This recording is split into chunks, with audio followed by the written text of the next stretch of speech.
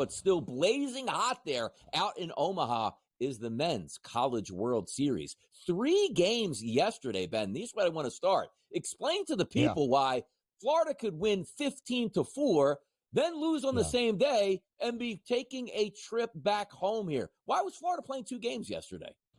So it was the true elimination game. Either side could have their season come to a close in the opener at 11 a.m. Eastern time between the Gators of Florida and the Kentucky Wildcats because of a postponement due to weather for the game that was originally scheduled on Tuesday evening. A tough draw for Florida, but what happens at times with weather, I will not let Donnie Rightside comment on that. The Gators were illustrious, though, in that opening matchup. They scored 7 runs in the first inning. They added on 2 more in the second. They scored 15 in total to blow out the Cats and send Kentucky packing from its first ever appearance at the Men's College World Series, 15-4. Jack Caglione making some history, his 35th home run of the season, his 75th of his Florida career, a new program record for UF baseball. He is going to hear his name called early, would be my suspicion, next month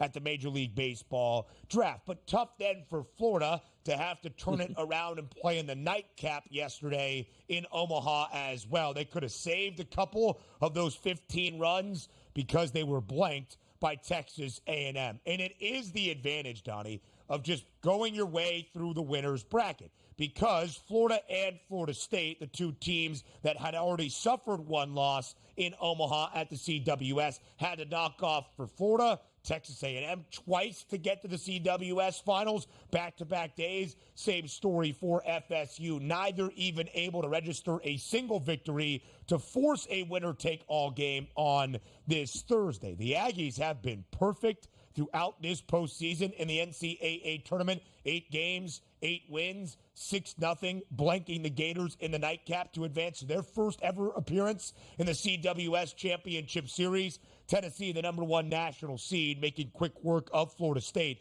7-2 the victory for the Vols.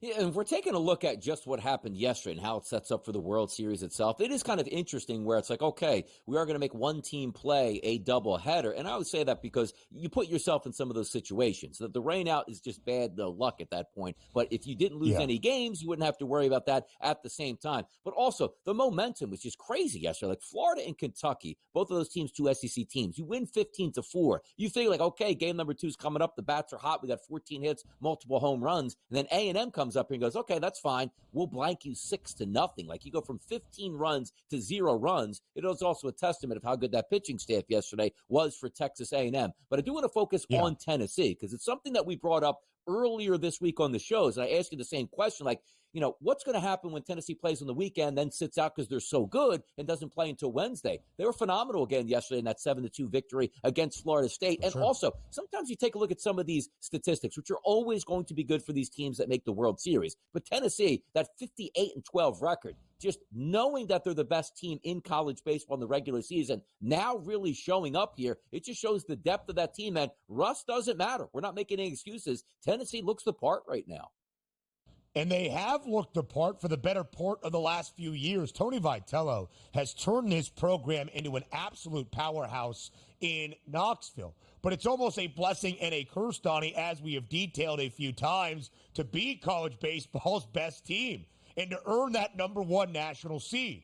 The seeding format of the 16 national seeds hosting the regional round and those 4 teams in your single pod, if you will, on the opening weekend of the NCAA baseball tournament has not been great. This seeding format started in 1999. We have only ever seen 1 number 1 national seed win a national championship. It was the very first year of this format back in 99, Donnie's Miami Hurricanes. It has been kind of like that President's Trophy curse in the Stanley Cup playoffs here in the NCAA tournament, and getting to Omaha, getting to the CWS championship set, and ultimately winning that ultimate prize, a national title. But Tennessee looks hell-bent on bucking that trend. 7-2 yesterday, an illustrious offense. Christian Moore, one of the best bats in all of college baseball, the leadoff man often for the Volunteers. And I think you will see him in game number 1 on Saturday night in downtown Omaha. Chase Burns, who is going to be a top 10 draft pick, would be my guess, a guy that goes to triple digits consistently for Tennessee. Electric stuff on the bump. But as we have seen with A&M, their pitching staff all postseason long, and here in Omaha has been sensational. The total not out just yet for Saturday night in game number 1 in the best of 3 CWS finals. But believe you me, I will be leaning under because I think it will still probably hover around 9 in a hook, 10.5, and I'm going to take the under. Tennessee, the favorites, DRS, to win the national championship this year. Yeah, and if we're taking a look, and you explained it there, because I was going to ask you that next question, is it just a singular national championship game? But it is a best of 3, No. And as we say, and then there were 2, and that's Tennessee and Texas A&M, a minus 176 price to win the College World Series on the Tennessee Volunteers. So prohibitive favorite here. Looking forward to this 3-game set. What is your opinion here? Is there a chance that the Aggies can stun? And when I say stun, it's not as if they're getting a plus 350 price. Yeah. They're a quality team, 2 SEC teams. What can we look forward to in the series? What's going to stand out?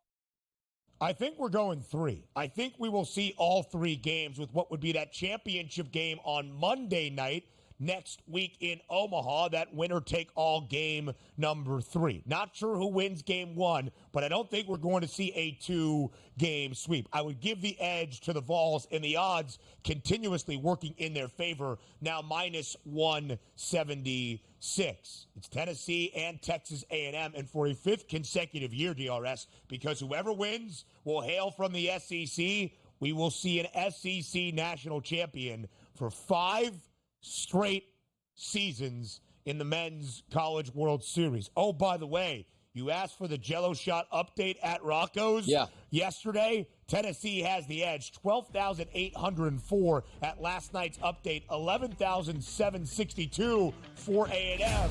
Not the largest gap there. More on the early line up next.